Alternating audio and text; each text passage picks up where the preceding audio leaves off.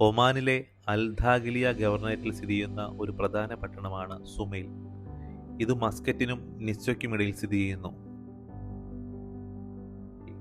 ഓരോ ഗ്രാമത്തിനും സ്വന്തം ചരിത്രവും ജീവിതരീതിയുമുണ്ട് ഇവിടെ.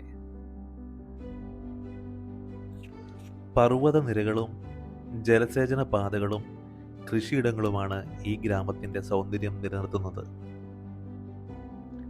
ഇവിടെയുള്ള ധാരാളം ഗ്രാമങ്ങൾ പഴയ ഒമാനി വീടുകളാൽ സമ്പന്നമാണ്. ഈ ഗ്രാമത്തിൽ കൂടി സഞ്ചരിക്കുമ്പോൾ ഈന്തപ്പനകളും മാവിൻ തോപ്പുകളും വാഴത്തോപ്പുകളും നമുക്ക് കാണാൻ സാധിക്കുന്നതാണ്.